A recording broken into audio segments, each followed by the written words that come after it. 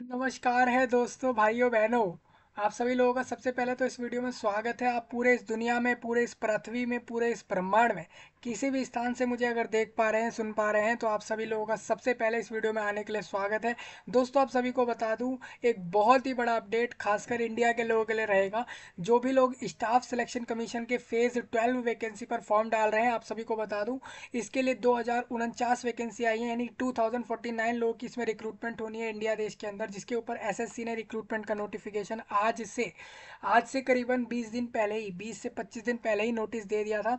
जिसको लेकर कहा गया था कि भाई स्टाफ सिलेक्शन कमीशन इंडिया देश के 2050 लोगों को जॉब देगा इस एसएससी फेज 12 के अंदर रिक्रूटमेंट करके, जिसके ऊपर वैकेंसी का नोटिफिकेशन मैं डिस्कस कर चुका हूँ। दोस्तों, बता दूं, इंडिया देश के अंदर स्टाफ सिलेक्शन कमीशन जो है, वो कमीशन है जो गवर्नमेंट ऑफ इंडिया के अंडर आता है, और इसके अंदर वो लोग हर साल लगभग 1 लाख से ज़्यादा लोगों को रिक्रूट करके जॉब देते हैं, जिसके अंदर उस पर CGL, CHSL, MTS, steno, constable, GD और DEO और आपका इनकम टैक्स के अंदर अलग वैकेंसी जाती हैं। और इस तरीके से आप देखोगे तो वो लोग एक साल के अंदर, पूरे साल भर में 1 लाख से ज़्यादा लोगों के लिए रिक्रूटमेंट निकाल के लोगों को वैकेंसी दे देते हैं। इंडिया देश के अंदर सरकारी जॉबें देते हैं, सेंट्रल गवर्नमेंट के अंदर जॉब देते हैं। लगभग इसकी संख्या पूरे साल भर में 1 लाख के करीब जाती है, यानी कि 1 लाख लोगों को लगभग इसके अंदर जॉब मिलती है एसएससी द्वारा। इसके अंदर लोगों को ऐसे ही नहीं मिलता, हर रिक्रूटमेंट के लिए लोगों को एग्जाम निकालने पड़ते हैं। Interview, document verification, skill test, ये सब चीज़ें निकालनी होती हैं। उसके बाद ही उन्हें कहीं ना कहीं जाकर फिर सिलेक्शन मिलता है, ये वैकेंसियाँ मिलती हैं। अगर आप इंडिया देश के किसी भी स्टेट, किसी भी यूनियन टेरिटोरी में रह रहे हो और आप मुझे सुन पा रहे हो, तो आपके लिए वीडियो खास इसलिए है क्योंकि ये वैकेंसी आप लोगों के लिए ही थी। इसमें आप लोग ही एलिजिबल हो। इसमें कंडीशन ये थी, कैंडिडेट 10th पास, मिनिमम 10th पास हो, 12th पास, ग्रेजुएट, मास्टर, PhD तक की वैकेंसी निकाली गई, मतलब कि मास्टर डिग्री तक के लोगों के लिए इस पर पोस्ट पर वैकेंसी निकाली गई है इंडिया देश में एसएससी फेज 12 में। अब इसका नाम फेज 12 इसलिए है क्योंकि एसएससी ये फेज वाइज, ये 12वीं बार रिक्रूटमेंट कर रहा है फेज 12 नाम से। इससे पहले इंडिया देश के एसएससी ने 11 बार फेज, अलग अलग फेजेस में इन्हीं पोस्ट पर रिक्रूटमेंट करा के लोगों को जॉब दी है। ये कौन से विभाग होते हैं, ये इंडिया देश की गवर्नमेंट के जो भी पूरे इंडिया भर में अलग अलग शहरों में, अलग अलग एरिया में जो भी विभाग चल रहे होते हैं, उसके अंदर यहाँ पर लोग अलग अलग पोस्ट पर रिक्रूट होके जाते हैं एसएससी फेज 12 से। आपको बता दूं, इसके अलावा भी CGL, CHSL और अलग अलग तरह की पोस्टें होती है। अगर बात करें एसएससी का, सबसे बढ़िया पोस्ट CGL माना जाता है, क्योंकि वो पोस्ट ग्रेजुएट्स के लिए आता है स्पेशली। मतलब कैंडिडेट कॉलेज जाकर 3 साल 4 साल की डिग्री को करके आया है किसी भी कोर्स के अंदर, तो वो उस पे के वैकेंसी पर एलिजिबल होता है कंबाइंड ग्रेजुएट लेवल एग्जामिनेशन पर। CGL मतलब क्या हो जाता है कि भाई कंबाइंड ग्रेजुएट लेवल एग्जामिनेशन, मतलब अगर आप कॉलेज जाकर डिग्रियाँ करके आए हो किसी भी कोर्स में, वो उसको लेकर हम अलग अलग पोस्ट पर रिक्रूटमेंट के लिए एग्जाम कराएंगे, तो वो कंबाइंड ग्रेजुएट लेवल एग्जामिनेशन हो जाता है। तो उसका नोटिफिकेशन आपको बता दूं, मार्च अप्रैल के बाद देखने को मिलता है। CGL का मिड ईयर में आता है, यानी कि जून के समय नोटिफिकेशन आता है। CHSL अप्रैल में आता है, और जूनियर इंजीनियर रिक्रूटमेंट मार्च में आएगा इस बार। हालांकि वो नोटिफिकेशन आपका मार्च के शुरू में ही आ जाना था, 1-2 तारीख तक, और उसको अभी तक नहीं दिया है। वो आपको बता दूं, मार्च 30 तक आपको जेई रिक्रूटमेंट देखने को मिलेगा इंडिया देश के अंदर एसएससी द्वारा। तो उसके लिए भी रेडी हो जाए जो लोग इंजीनियर्स हैं, खासकर जो कि सिविल इंजीनियर्स या फिर जो भी जूनियर इंजीनियर में जो पोस्टें निकलेंगी उसके लिए अगर आप लेना चाहते हो 2024 ईयर में, तो रेडी हो जाओ। एसएससी 10 से 15 दिन में आपका नोटिस निकाल देगा और फिर आपको कह देगा कि फॉर्म भर दो। ठीक है। अब पहली बात तो ये है, एसएससी ने फेज 12 का पहला रिक्रूटमेंट ही फेज 12 दिया है। उसके बाद एसएससी ने अपना CPO रिक्रूटमेंट का भी फॉर्म दे दिया है। दोनों ही फॉर्म करेंटली अभी चल रहे हैं और ये फॉर्म जल्द ही बंद हो जाएंगे। आपको बता दूं, एसएससी का जो CPO का फॉर्म है, यानी कि सब इंस्पेक्टर का फॉर्म है, चाहे वो दिल्ली पुलिस के अंदर हो या फिर CAPF के अलग अलग फोर्सेस के अंदर हो, SI रिक्रूटमेंट का, उसका फॉर्म भी 1 हफ्ते में वो लोग बंद कर देंगे। मोस्ट ऑफ द चांस है कि CPO का फॉर्म आगे बढ़ेगा, क्योंकि आप लोगों का फेज 12 का फॉर्म आगे बढ़ाया गया है, उसी को लेकर ये पूरा वीडियो है। आपको बता दूं, इंडिया देश में जो फेज 12 नाम का फॉर्म भरवाया जा रहा है लोगों से वैकेंसी देने के लिए, 2050 लोगों को लगभग इसमें वैकेंसी मिलनी है। लोगों का एग्जाम होगा, उसके बाद लोगों को वैकेंसी मिलेगी। कैंडिडेट मिनिमम 10th पास होना चाहिए उस पोस्ट को लेने के लिए। बाकी वो अलग अलग पोस्ट वाइज क्वालिफिकेशन, एलिजिबिलिटी, सारी चीज़ें रीड कर सकता है। आप कहोगे फेज 12 का नोटिफिकेशन आया कब, तो मैंने आपको इंडिया देश के लिए खासकर अलग वीडियो करके फेज़ 12 का सारा प्रोसेस समझा के दिया था कि फेज़ 12 का फॉर्म आ गया है, क्या सिलेक्शन प्रोसेस है, एग्जाम पैटर्न है, सारी चीज़ें देख लो, तैयारियां कर लो, ये एग्जाम निकाल लेना, आपको मिल सकती है ये वैकेंसियाँ। लगभग सिर्फ 2050 लोगों को ही ये जॉब मिलनी है। विभाग काफ़ी अच्छे अच्छे हैं, पोस्टें लेकिन हर विभाग ने एक से दो, दो से तीन चार पोस्ट ही निकाली हैं। पोस्टें तो हर विभाग ने कम ही निकाली हैं, लेकिन इतना ज़रूर है कि हर तरह की पोस्टें निकाली गई हैं। मतलब आप देख सकते हो वैकेंसियों की संख्या भले ही कम है उसके अंदर, लेकिन उसमें लोगों के लेकिन विभागों की संख्या कम नहीं है, विभाग काफ़ी सारे हैं उस वैकेंसियों पर।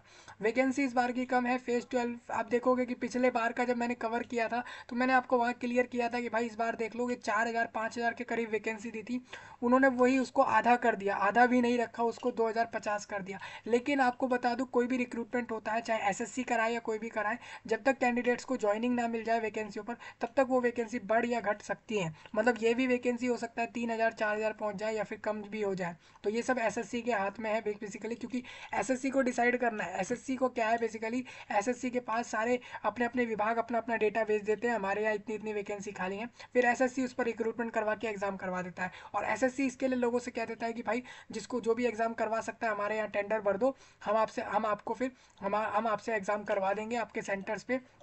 जो भी आपके एग्ज़ाम सेंटर्स है जहाँ पर भी आप एग्ज़ाम करा सको, इन एग्ज़ाम को करा लो। इंडिया देश में हर जगह सेंटर रखने होंगे आपको। तो इसको लेकर एसएससी अलग टेंडर देता है लोगों को, फिर टेंडर अप्लाई करके लोग उसको, फिर टेंडर एसएससी की बात को जो भी लोग सहमत होते हैं, एसएससी की बात को जो भी लोग मान लेते हैं उस रिक्रूटमेंट को कराने के लिए, सारे प्रोसेस को कराने के लिए, फिर उसको टेंडर देता है एसएससी।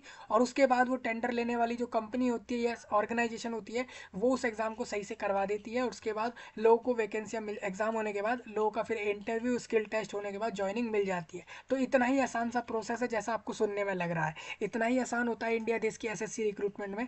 सिंपल सी बात होती है, एसएससी ने कंपनियों से कहा टेंडर भरो, कंपनियों ने टेंडर भरा, और एसएससी ने किसी भी एक का टेंडर एक्सेप्ट कर मान लिया, और उसके बाद उसको उसको सहमति देकर उससे कह दिया कि भाई आप इस बार का एग्ज़ाम कराओगे। और इस बार का वेंडर आपका आ चुका है। बेसिकली आपको बता दूं, इस बार का जो न्यू कंपनी है जो इस बार का एग्ज़ाम कराएगी वो पता लग चुका है, डिस्क्लोज हो गया है। मैंने इसके ऊपर वीडियो करा नहीं था, लेकिन आप लोग देख सकते हैं वो कंपनी प्राइवेट है इस बार का जो कराने वाले हैं, और वो लोग कराएंगे इसके अंदर एग्ज़ाम। ठीक है जी, कंपनी के बारे में आप लोग जान सकते हैं कि इस बार का टेंडर कौन लेकर कौन एग्ज़ाम करा रहा है। तो बेसिकली ये है कि एसएससी ने अब इस बार फाइनल कर दिया है कि इस बार एसएससी अपने एग्ज़ाम सारे इस साल के कितने जो भी एग्ज़ाम होने वो किस कंपनी द्वारा करवाने वाले हैं, वो उन्होंने फाइनल कर दिया है। देखना हो तो जाकर इंटरनेट पर सर्च कर लेना कि भाई एसएससी 2024 का टेंडर जो है किसको मिला है, बेसिकली कौन जो है बेसिकली यहाँ पर एग्ज़ाम करा रहा है एसएससी का, वो आप लोग चेक कर सकते हैं। तो इतना तो आपको समझ आ गया होगा। तो इससे आपको ये पता लग जाएगा कि ये कंपनी जो है ये पहले एग्ज़ाम कराती आई या नहीं कराती आई, तो ये एग्ज़ाम कैसा करा सकती है कैसा नहीं करा सकती। मतलब आपको ये जानना है कि भाई ये आपके भविष्य के साथ सही से चल जाएगा, ये कंपनी सही से एग्ज़ाम करा के एग्ज़ाम के बाद आपको वैकेंसियाँ दिलाने के लिए सक्षम रहेगी, मतलब कि ये आपका एग्ज़ाम सही से करा पाएगी या नहीं करा पाएगी। तो उसके लिए आप लोगों को उस कंपनी का बैकग्राउंड जानना पड़ेगा। तो इंटरनेट पर जाकर सर्च कर लेना। ठीक है जी, मैं आपको बता दूं वेंडर पिछली बार कोई और था, इस बार कोई और हो गया है। इस साल से कोई और लोग एग्जाम कराने वाले हैं आपका एसएससी की रिक्रूटमेंट्स का। उससे फ़र्क नहीं पड़ता, आपको वैकेंसी लेनी है, सिलेबस आपका सेम रहेगा। सिलेबस में हो सकता है कुछ चीज़ें बदल गई हो, तो उसको एक बार आप लोग देख लेना। तो फेज़ 12 एसएससी का पहला रिक्रूटमेंट है 2024 का, जिसको लेकर आपका नोटिफिकेशन कब का आ चुका है। फॉर्म जो है वो क्लोज हो गया है कल ही, 18 मार्च को ही फॉर्म बंद कर दिया है एसएससी ने। लेकिन आप देखोगे कि इन्होंने यहाँ पर क्या लिखा है कि हम आपका समय जो है आगे बढ़ा रहे हैं।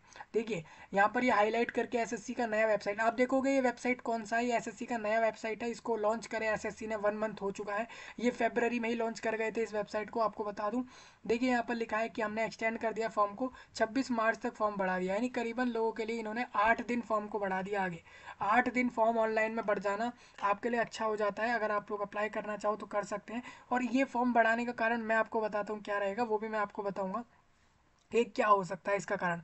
ज़्यादातर एसएससी अपने फॉर्म जो फॉर्म होते हैं वो कभी भी बढ़ाता नहीं है आगे, वो फिक्स रहता है। एसएससी सिर्फ 1 से 2 दिन 3 दिन ही फॉर्म बढ़ाता है अपने किसी भी रिक्रूटमेंट के फॉर्म को लेकर, अगर उसको फॉर्म भरवाने हैं तो वो 2 से 3 दिन ही बढ़ाता है। लेकिन एकदम से इन्होंने 1 हफ्ते क्यों बढ़ाया है वो भी मैं आपको बताऊँगा। मुझे नहीं लगता कि दोबारा इसमें फॉर्म बढ़ेगा, तो फॉर्म अप्लाई कर देना अगर एसएससी फेज़ 12 के लिए वैकेंसी लेना चाह रहे हो तो। ठीक है, एग्ज़ाम वगैरह निकालना होगा तभी ये वैकेंसियाँ मिलेंगी, स्किल टेस्ट जैसी चीज़ें भी निकालनी होंगी जिस भी पोस्ट पर लग रही हैं। ठीक है जी, चलिए आपके सामने स्क्रीन पर वेबसाइट है। मैं इसी वीडियो को लाया इसीलिए हूँ कि आपको बता दूँ एसएससी के फेज़ 12 के नोटिफिकेशन के कुछ पॉइंटों में चेंजेस करा गया है और स्पेशली एसएससी का फेज़ 12 का रिक्रूटमेंट का फॉर्म भी आगे बढ़ाया गया है। तो जिन लोगों को नोटिफिकेशन देखना हो जाकर वीडियो देखो, फॉर्म भरने का प्रोसेस जानना हो जाकर वीडियो समझो कि फॉर्म कैसे भरेंगे। तो फॉर्म भरने का प्रोसेस भी दे दिया है, नोटिफिकेशन वीडियो भी पहले ही हमने कर दिया है। इस वीडियो में हम एक्सटेंडेड जो फॉर्म एक्सटेंड हुआ है उसको लेकर जानकारियाँ पूरी डिस्कस कर रहे हैं और जाकर अप्लाई कर देना। इसी के अलावा आपको बता दूं जो भी लोग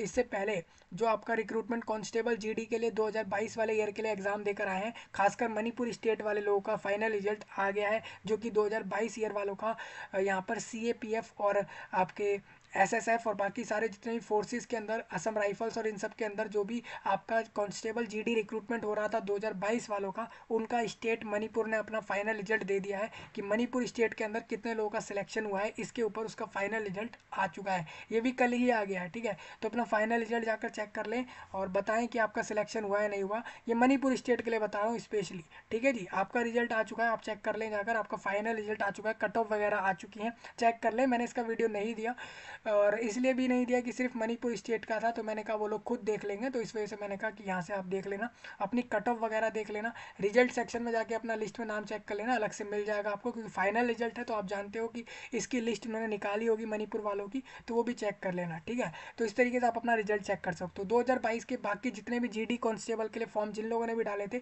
उनका रिजल्ट पहले ही दे दिया गया था, लेकिन आपका नहीं आ पाया था। आपको भी पता है किस कारण से आपका रिजल्ट अटका था और अब आपका आ चुका है, तो आप अपना फाइनल रिजल्ट जाकर देख लें। तो ये कुछ बहुत से नोटिस हैं, इंपॉर्टेंट पॉइंट है, इसको हम डिस्कस नहीं कर रहे हैं, लेकिन आप यहाँ से समझ सकते हैं काफ़ी सारे रिजल्ट और काफ़ी सारी चीज़ें आई है। आपको याद हो मैंने आपके एसआई रिक्रूटमेंट के लिए जो नोटिफिकेशन डिस्कस किया था 2024 वालों का, उस नोटिफिकेशन में एक पॉइंट है जिसको चेंज कर दिया गया है, जिसको कॉरिगेंडम नाम से एक नया पॉइंट निकाल कर दिया है कि भाई आपके इस नोटिस में ये वाली चीज़ बदल गई है, बाकी सब सेम है। उसको लेकर भी नोटिस 15 मार्च को आ गया, तो वो भी मैं इसी वीडियो में कवर कर देता हूँ। तो मैंने इसको भी खोल लिया यहाँ पर, तो ये भी मैं इसी वीडियो में डिस्कस कर दूंगा। ठीक है, तो वीडियो खास रहेगा, ध्यान से समझ लेना सारी चीज़ें। तो यही सब मैं डिस्कस करूंगा कि भाई एसएससी का जो भी नई चीज़ आई हुई है वो सारी मैं इस वीडियो में कवर कर दूंगा। जो आपकी सब इंस्पेक्टर के नोटिस में चेंज हुआ है उसको लेकर बात करूंगा, फेज़ 12 के नोटिफिकेशन में जो चेंज आए हैं उसको लेकर बात करूंगा, फॉर्म एक्सटेंशन से लेकर जो बात आई है उसको भी डिस्कस कर लेंगे। और आपको बता दूँ यहाँ पर जो आपकी एलडीसी यानी कि लिमिटेड डिपार्टमेंटल कॉम्पिटिटिव एग्जाम हो रहे हैं उसको लेकर आपका स्केड्यूल आ गया एग्जाम का, वो भी आप यहाँ से देख लेना। तो एक साथ काफ़ी सारी चीज़ें आ जाती हैं, एक साथ हम सारी वीडियो अलग अलग नहीं कर सकते एक एक चीज़ पर, इसीलिए मैंने कहा कि आप यहाँ से चेक कर लेना। तो मैंने कहा एक बार में एसएससी की सारी बातें हम डिस्कस कर लेंगे, तो वही हम डिस्कस कर रहे हैं। ठीक है जी, थोड़ा सा आगे बढ़ते हैं, इसी के अंदर आप देख लो, यहाँ से सारे पॉइंट आपको क्लियर हो जाएंगे। कांस्टेबल जीडी के लिए रिजल्ट मणिपुर वालों से कहूँगा खासकर स्पेशली आप लोग जाकर देखें अपना रिजल्ट, फाइनल रिजल्ट, सिलेक्शन हुआ है तो बताएं जरूर, नहीं भी हुआ तो भी कोई दिक्कत नहीं है, नए अगले रिक्रूटमेंट में आप जा सकते हैं। ठीक है जी, इस तरीके से कर लेना। तो ये हम डिस्कस करेंगे नोटिस फॉर्म एक्सटेंशन को लेकर, और आपके पास अब लास्ट समय आप मान सकते हो, ये अब जो समय हुआ है ये समय लास्ट आप मान सकते हैं, तो इस मौके को ना छोड़े। आपके पास 26 मार्च आखिरी समय रहेगा इसका फॉर्म डालने के लिए। ठीक है जी, तो ये आपका नोटिस आपके स्क्रीन पर ही है, मैंने वेबसाइट और अप्लाई लिंक वीडियो के नीचे दे दिया है, जाकर अप्लाई कर लेना। अप्लाई करने के लिए पहले कैंडिडेट को एसएससी के वेबसाइट पर रजिस्ट्रेशन करना होता है, मैंने उसके लिए 2 वीडियो दिए थे, एक आपको स्क्रीनशॉट के फाइल से समझाया था, एक मैंने खुद आपको ओटीआर करके भी दिया था। तो दोनों समझे भाई, किस बात की देरी कर रहे हैं, इंडिया देश में बैठे हैं, पूरा इंडिया एलिजिबल है, आप लोग क्यों रुके हुए हैं, इस वैकेंसी को जल्द ही जाए ले लें। ठीक है जी, सबसे बढ़िया पोस्ट एसएससी का जो होता है वो सीजीएल है, उसके बाद क्योंकि वो ग्रेजुएट्स के लिए होता है और पोस्ट भी उसमें ग्रेजुएट्स की अच्छी निकाली जाती है। ठीक है, तो इस तरीके से रहेगा, यहाँ से अप्लाई करने की तरफ आगे बढ़ जाना डायरेक्ट। ठीक है जी, अब हम आगे बढ़ते हैं। इसी के अंदर आप देखोगे ये 2 तरह के मैंने इसमें नोटिस खोले हैं, आपको दिखाना चाहता हूँ। एसएससी के ये तो नए नोटिस है, इसी के अंदर आप पेज नंबर 4 खोल लेना तो आपको दिख जाएगा कि जो पहले नोटिस आए हुए हैं उसके अंदर 26 फरवरी का जो नोटिस था वही था इन्वाइट नोटिस, आपका फेज 12 के लिए लेकर नोटिफिकेशन था। ठीक है, ये एसएससी ने नया वेबसाइट इंटरनेट पर डाला है, ये फरवरी मंथ में डाला है, अब वो अपने रिक्रूटमेंट इसी वेबसाइट से कराते हैं। ठीक है, आगे बढ़ता हूँ। ये फेज 12 का नोटिफिकेशन है, काफ़ी लंबा नोटिफिकेशन था, लेकिन मैंने इस पूरे को डिस्कस किया था एक ही वीडियो में। आपका एग्जाम मई में हो जाएगा, यानी आपके पास सिर्फ 1 महीना यानी 40 दिन का समय आपके पास इसके अंदर प्रिपरेशन का है, आज से लेकर सिर्फ 40 दिन ही है। ठीक है, आपका ये फॉर्म 18 मार्च को क्लोज होना था और ये 26 मार्च को क्लोज होगा। इसी के साथ आपका जो सीपीओ का फॉर्म है जो आपका सब इंस्पेक्टर का फॉर्म है वो भी डेफिनेट से चांसेस है कि वो एक बार एक्सटेंड करेगा, क्योंकि आपको अब मैं आपको बता दूं फेज 12 का फॉर्म आगे बढ़ने का कारण या फिर सीपीओ का फॉर्म आगे बढ़ने का कारण क्या है। तो साफ सी बात है, आपको पता हो कि आपका जो नोटिफिकेशन था ना वो फेज 12 का आया था कब, 26 फरवरी को, और यही नोटिस कब आना था, यही नोटिस आना था आपका 1 तारीख को। समझिए, जिस दिन नोटिफिकेशन आया था उस दिन से एक्चुअल में ये नोटिफिकेशन एसएससी को देना था उसी दिन से 25 दिन पहले देना था, लेकिन एसएससी ने इसमें लेट किया था। जैसे आप कैलेंडर देखते हो वहाँ पर भी आपको दिख जाएगा। हाँ आप मान, अब देखिए यहाँ पर आप फॉर कैंडिडेट पर टिक करोगे तो एग्जामिनेशन कैलेंडर मिलेगा, इस पर टिक कर लेना, आपको दिखेगा ये 24-25 वालों का कैलेंडर है। इसको हम खोल लेते हैं यहाँ से, आपके लिए मैंने खोल के दिखा रहा हूँ मैं स्पेशली कि भाई क्या कारण रहे हैं आपके इसके अंदर एक्सटेंड होने के, तो वो चीज़ मैं आपको यहाँ दिखा रहा हूँ। देखिए देखिए आप यहाँ से देखेंगे तो यहाँ पर डेट ऑफ एडवर्टाइजमेंट आप देखोगे 1 फरवरी। आप देखो फेज 12 का नोटिफिकेशन 1 फरवरी को आना था, 1 तारीख में फरवरी मंथ में आ जाना था नोटिफिकेशन, लेकिन ये आया कब, आप खुद देख लो कि 26 फरवरी को आया, यानी 25 दिन लेट दिया है। तो 8 दिन बढ़ाकर कुछ अच्छा नहीं हुआ आपका, 8 दिन फॉर्म में बढ़े तो हैं, लेकिन आप ये भी देखिए कि एसएससी ने पहले ही लेट दिया था इसको, इस फॉर्म को ही लेट दिया था। अब क्या है कि मैं नहीं समझता कि इसके अंदर और आगे फॉर्म बढ़ेगा, ये इतना ही पक्का है कि आपका फॉर्म इसके आगे नहीं जाएगा। लेकिन अगर आप मेरे से पूछो कि सीपीओ का फॉर्म, तो सीपीओ का फॉर्म भी एक आगे बढ़ेगा। सीपीओ का फॉर्म आप देखोगे तो सीपीओ का फॉर्म इनको 15 फरवरी को देना था इन्होंने, लेकिन फिर भी इन्होंने फरवरी में ही इन्होंने दे दिया था इसको भी। ये सीपीओ का फॉर्म इनका जो आया था, सीपीओ का फॉर्म आप देखोगे कि ये 14 मार्च को इसमें फॉर्म बंद होना है, लेकिन ये फॉर्म ये पहले डेट थी, ये टेंटेटिव था। आपको ही पता है कि कोई कैलेंडर टेंटेटिव दिया है, एक्यूरेट तो कैलेंडर दिया नहीं, तो आप नहीं कह सकते कि भाई एसएससी ने गलत डेट दे दी और उस डेट के ऊपर उसने काम नहीं किया। ऐसा आप नहीं कह सकते, क्योंकि एसएससी ने पहले ही अपनी वेबसाइट लॉन्चिंग के चक्कर में उसको देरी हुई थी, इस वजह से ही वो ये सब चीज़ें नहीं दे पाए थे। तो साफ सी बात है, आप लोगों का सब इंस्पेक्टर का जो फॉर्म है वो भी अभी एक बार तो आगे बढ़ेगा ही, कन्फर्म्ड है। अब जूनियर इंजीनियर का नोटिफिकेशन आप देखोगे तो इनके कैलेंडर के हिसाब से ये 29 फरवरी को आना था, और आप देखोगे 7 दिन बाद आपको दिखेगी कि 29 मार्च आ जाएगी। तो करीबन आप मान सकते हो कि 10 दिन के अंदर जेई रिक्रूटमेंट का फॉर्म आ जाएगा, और उसी के 2-4 दिन में आपका सीएचएसएल फॉर्म भी आएगा। ठीक है जी, तो इन दोनों फॉर्म के लिए तैयार रहना, ये दोनों आपके जल्दी आ जाएंगे। जूनियर इंजीनियर के लिए कैंडिडेट का डिप्लोमा या डिग्री वाला कैंडिडेट होगा, डिप्लोमा या डिग्री रखता है उस फील्ड के अंदर, तो वो जेई वैकेंसी लेता है। और सीएचएसएल के लिए सिर्फ 12वीं पास चाहिए होता है, साइंस आर्ट्स कॉमर्स किसी का भी हो सकता है। ठीक है, तो कैलेंडर दिखाना जरूरी हो गया मेरे लिए, तो मैंने कहा इधर दिखाई दूँ लोगों को, तो मैंने दिखा दिया है ये। थोड़ा आगे बढ़ते हैं, तो इस तरीके से पूरा नोटिफिकेशन हम डिस्कस कर चुके थे। थोड़ा आगे बढ़ते हैं, कोरिगेंटम ये है आप लोगों का, जो पहले सब इंस्पेक्टर वाला का डिस्कस कर लेते हैं। नहीं, पहले हम फेज 12 वालों का डिस्कस करते हैं, फिर हम आगे बढ़ेंगे, एसआई वालों को हम बाद में डिस्कस कर लेंगे। ठीक है जी, तो आप देखेंगे तो सबसे पहले आप देखिए फेज 12 के अंदर जो आपका लिखा हुआ था, आपको बता दूं फेज 12 के रिक्रूटमेंट में एक पोस्ट का नाम है करियर असिस्टेंट, जो कि चाहिए नेशनल करियर सर्विस के अंदर, एनसीएस के अंदर करियर असिस्टेंट पोस्ट पे रिक्रूटमेंट चाहिए। उसके लिए जो आपकी क्वालिफिकेशन थी, जो पहले थी फॉर और रीड, मतलब पहले कुछ था और अब क्या पढ़ना है आपको, आपको बता दूं उसमें लिखा था कि मास्टर डिग्री हो आपकी सोशल वर्क में, या फिर आपकी सोशोलॉजी में, या फिर साइकोलॉजी में। ठीक है, या फिर आपकी डिसेबिलिटी एंड डिसेबिलिटीज स्टडीज़ में होनी चाहिए, किसी भी रिकोगनाइज यूनिवर्सिटी से हो सकती है। ये उन्होंने क्वालिफिकेशन रखी थी, और अब उन्होंने क्या कर दिया उसको, अब उन्होंने और लगा दिया। देखिए तो ये तो यार ये तो कॉमन सी चीज़ है, तो हर कोई समझ भी जाएगा। अब मास्टर डिग्री किसी, अब करियर असिस्टेंट पोस्ट किसी को चाहिए, तो उसको मास्टर डिग्री चाहिए या तो सोशल वर्क के अंदर, कॉमा कॉमा लगाने से मतलब ये हो जाता है कैंडिडेट ये समझेगा कि उसको मास्टर डिग्री इन सब फील्ड में चाहिए, लेकिन असल में इसका मतलब हो जाता है और, मतलब मास्टर डिग्री या तो सोशल वर्क में, सोशोलॉजी में, या फिर साइकोलॉजी में। ठीक है जी, या फिर उसकी डिसेबिलिटीज स्टडी में। तो उसको खुद ही समझना चाहिए कि ये सब तो और है, मतलब ये है कि उसको साफ समझना है कि उसको सब फील्ड में डिग्री नहीं चाहिए मास्टर की, उसकी मास्टर डिग्री इनमें से किसी एक ही फील्ड की होनी चाहिए। ठीक है जी, तो आप ये ना समझे कि आपकी सारी फील्ड के अंदर डिग्री चाहिए, ये इस चीज़ को ना समझे। अब सब्जेक्ट डिटेल में इन्होंने बताया मास्टर डिग्री आपकी अगर सोशल वर्क में है, सोशोलॉजी में है, या इन सब में है, तो ये आपको ले लेंगे। तो वही चीज़ इन्होंने अब बीच में और ज़रूर लगा दिया है, यही इनका करेक्शन है। अगर बात करें आपकी इंस्ट्रक्टर, एक पोस्ट आई थी वोकेशनल ट्रेनिंग वर्कशॉप की पोस्ट आई थी इन कारपेंटर ट्रेड के अंदर, तो ये पोस्ट जो आपकी आई थी इसके अंदर कैंडिडेट चाहिए था 10th पास। ठीक है, किसी भी बोर्ड से हो सकता था वो, और उसके अलावा उसके पास आईटीआई होना चाहिए था, या फिर उसके पास 1 साल का सर्टिफिकेट चाहिए था, और इसमें भी उन्होंने चेंज कर दिया है। ये सारी उसकी बात कर रहा हूँ जो फेज 12 का नोटिस आया था, तो ध्यान से सुनना। ठीक है, और 1 साल का इसमें सर्टिफिकेट कोर्स चाहिए था in the trade off fitter.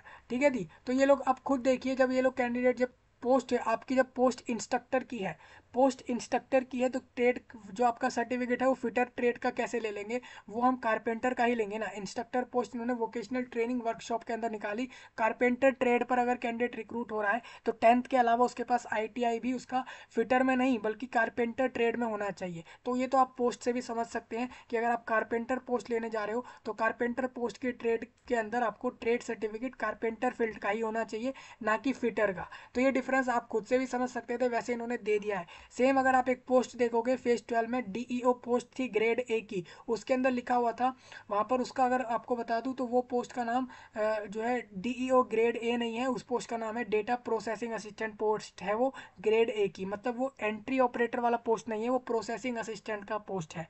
ठीक है। चौथा इसके अंदर करेक्शन ये है कि आपका जो data entry operator grade A का पोस्ट है उसके अंदर आप एक चीज़ देखोगे कि वहाँ पर लिखा हुआ है कि कैंडिडेट 12th पास चाहिए हमें किसी भी बोर्ड का। इसके अलावा हमें उससे उससे जो है एक हमें उसकी स्पीड जो होनी चाहिए 800 की होनी चाहिए। हमने 800 की लिख दिया था वहाँ पर डेटा एंट्री ऑपरेटर के लिए कि 800 की वो जो है उसकी स्पीड हो, कि 800 की वो स्पीड कर सकता है वो टाइपिंग में डेटा एंट्री ऑपरेटर के लिए। लेकिन उसको चेंज करते हुए उन्होंने बोला है कि वो 800 नहीं 8000 है। की डिप्रेशन वाला जो आपका होता है डेटा एंट्री ऑपरेटर में वो 800 नहीं होगा 8000 होगा। ठीक है जी। पर घंटा, मतलब पूरे घंटे के पूरे 1 आवर के अंदर फॉर डेटा एंट्री वर्क, मतलब कि आपको डेटा एंट्री करनी है, डेटा को सारा एंटर करके टाइपिंग करके डालना होता है। और वो आपको 800 की डिप्रेशन नहीं है, मतलब कि आप 800 की दबा रहे हैं, वो नहीं करनी है 1 घंटे के अंदर। 1 घंटे के अंदर 800 की तो कोई भी कर लेगा, 8000 की डिप्रेशन का है इसके अंदर। ठीक है। तो वो भी आप देख सकते हैं, तो एक करेक्शन है। तो आप सिंपल सी बात इतना समझिए, जो लेफ्ट साइड में लिखा है वो पहले था और राइट साइड में जो लिखा है वो अब हुआ है। तो आप इतना समझ पाएंगे। अब ये करेक्शन बहुत बड़ा है, आप देख सकते हो बहुत सारी चीज़ों में करेक्शन हुआ है इनके द्वारा। एक तो data entry operator grade A का जो पोस्ट था, पोस्ट कोड नंबर आप देख सकते हो ये लिखा होगा वहाँ पर नोटिफिकेशन में। तो वहाँ पर आपका तो वहीं पर जहाँ पर 800 की डिप्रेशन आ रहा है उसको आप 8000 समझ लें। यही चीज़ आपके लिए रहेगी, बाकी सारी चीज़ें नोटिफिकेशन की सेम रहेंगी जैसा कि लिखा हुआ है। ठीक है। तो यही था। अभी कुछ लोग अगर इस पोस्ट पर अप्लाई कर रहे थे तो करेक्शन आप समझ लें, आपका करेक्शन हो गया है इन सारे पोस्टों के लिए। तो मैंने आपको बता दिया कि फेज 12 के अंदर 5 तरह की पोस्टों में गलतियाँ हुई थी नोटिफिकेशन में SSC द्वारा, और उसको उन्होंने सही कर दिया है। तो वो भी मैंने आपके साथ डिस्कस कर दिया है। ठीक है। ये आपका करेक्शन हो चुका है। थोड़ा आगे बढ़ते हैं। ये आप देख सकते हो कि आपके SSC में जो है अंडर सेक्रेटरी, मतलब जो सेक्रेटरी हैं हरिनाथ प्रसाद, उनके द्वारा इस नोटिस को दिया गया है। ये कल की डेट का नोटिस है, तो मैंने ये आपको बता दिया है।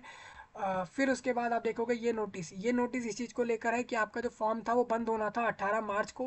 अब वो उस दिन बंद नहीं होगा, बल्कि अब जो फॉर्म बंद होगा अप्लाई करने के लिए SSC फेज 12 के फॉर्म के लिए, वो अब SSC बंद करेगा उस फॉर्म को 26 मार्च को। ये वन टाइम मेजर है, याद रखिए, ये सिर्फ एक ही बार बढ़ा रहे हैं, इसके बाद नहीं बढ़ेगा। तो 18 मार्च तक फॉर्म डाल देना सभी लोग, सॉरी 26 मार्च तक फॉर्म डाल देना। अब 26 मार्च तक फॉर्म डालने का समय हो गया है। वहीं पर अगर आप फॉर्म में कोई गलती करते हो, करेक्शन करने का समय भी इन्होंने 1 अप्रैल तक का रखा है। तो ये भी नोटिस कल का ही है। तो आपने यहाँ से फॉर्म आगे बढ़ने की बात समझ ली है। अब मैं आपको SSC जो आपका CPO था, यानी कि सब इंस्पेक्टर पोस्ट था, उसको लेकर जो करेक्शन हुआ है वो भी मैं आपको बता देता हूँ। पहले जो है आपके नोटिफिकेशन में आप देखोगे तो वहाँ पर कुछ पॉइंट ऐसा लिखा है कि name of the commission website SSC.nic is mention in the notice of the examination. अब वो nic.in नहीं है, अब SSC को आप इस तरीके से पढ़ेंगे SSC.gov.in है, क्योंकि वेबसाइट बदल लिया है, वेबसाइट दूसरा हो गया है। इसी तरीके से CPO पोस्ट की रिक्रूटमेंट में एक करेक्शन ये भी आया है कि आप देखोगे वहाँ पर लिखा हुआ है कि आपकी जो एज एज कैलकुलेट करेगा SSC आपके CPO पोस्ट की रिक्रूटमेंट के लिए, वो 1 अगस्त 2023 से कैलकुलेट करेगा। ये नोटिस में उन्होंने डाल दिया था, लेकिन अब उनका करेक्शन ये है कि 1 अगस्त, पहले उन्होंने 1 अगस्त 2023 डाल रखा है नोटिफिकेशन के अंदर आपके SSC सब इंस्पेक्टर रिक्रूटमेंट में एज कैलकुलेट करने वाला डेट। अब उन्होंने 1 अगस्त 2024 करा है, यानी समझिए यहाँ पर काफ़ी अच्छा ये है कि उन्होंने गलती कर दी थी, उनको 23 नहीं 24 डालना था। यानी कि 1 अगस्त 2024 को जो एज होगी कैंडिडेट की वो कैलकुलेट होगी सब इंस्पेक्टर पोस्ट पे लेने के लिए उसको। ठीक है। ये चीज़ रहेगी। और उनकी एज अप्लाई करने के लिए 20 से 25 के बीच बोला था, वो सेम है, वो 20 से 25 के बीच का ही रहेगा। आगे आगे बढ़ते हैं। पर्सन अगर अभी इसके अंदर एक और पॉइंट था अंदर नोटिफिकेशन में पैरा नंबर 6.4 में, जिसमें लिखा है कि जो भी पर्सन जो है seeking appointment on the basis of reservation EWS must ensure that कि उसके पास जो है इनकम एसेट सर्टिफिकेट हो उस ईयर का जिस ईयर में वो रिक्रूटमेंट दे रहा है। मतलब अगर कोई कैंडिडेट इस वैकेंसी को लेने जा रहा है ईडब्ल्यूएस कैटेगरी से, तो उसको इतना ध्यान रखना है कि उसके पास इनकम एसेट सर्टिफिकेट हो और जो 2024 ईयर 2024-25 ईयर का वैलिडिटी रखता हो, तो ही वो ईडब्ल्यूएस से ही उस वैकेंसी को ले पाएगा। On the basis of income, जो उसके परिवार वालों की सबकी इनकम है फॉर द फाइनेंशियल ईयर 23-24 इन्होंने लिख दिया था, ठीक है, इन अकॉर्डेंस विद द वही सारे पॉइंट। तो इसमें आपका करेक्शन क्या है कि अगर कोई कैंडिडेट ईडब्ल्यूएस से इस वैकेंसी को लेने जा रहा है तो उसको इतना ध्यान रखना है कि वो इस वैकेंसी को ले सकता है। लेकिन आप खुद देखिए इन्होंने क्या लिख दिया है कि पहले इन्होंने नोटिफिकेशन में ये डाल दिया था अगर कोई कैंडिडेट ईडब्ल्यूएस रिजर्वेशन से वैकेंसी ले रहा है तो उसको इनकम सर्टिफिकेट देना होगा, जिससे प्रूफ हो सके कि भाई सही में वो ईडब्ल्यूएस में आता है। लेकिन उसको इतना भी ध्यान रखना है कि वो 2024-25 ईयर में उसका ईडब्ल्यूएस जो है इनकम एसेट सर्टिफिकेट वैलिडिट रखता हो, मतलब वैलिड हो 2024-25 में। तो ऐसा नहीं है, 2023-24 ईयर में वो वैलिड होना चाहिए। ये इसमें करेक्शन है। मतलब क्या है कि अगर आप देखोगे, अगर आप ईडब्ल्यूएस कैटेगरी वर्ग से आते हो और अगर आप उस वर्ग की वैकेंसी लोगे तो आपको बता दूं 2023-24 वाला फाइनेंशियल ईयर का आप लोगों का सर्टिफिकेट वैलिड लिया जाएगा इसके अंदर, ठीक है जी। और आपका जो और आपकी जो इनकम जो होगी और किस बेस पर, जो आपकी 2022-23 के बीच की जो इनकम रही है, फाइनेंशियल इनकम रही है पूरे साल भर की, उसको लेकर उस डेटा के बिहाफ पर 2023-24 ईयर वाला वैलिड फाइनेंशियल ईयर का आप लोगों का सर्टिफिकेट होगा। मतलब सर्टिफिकेट 23-24 ईयर की वैलिडिटी रखता हो और उसके अंदर जो डेटा है इनकम को लेकर वो 22-23 ईयर वाला हो।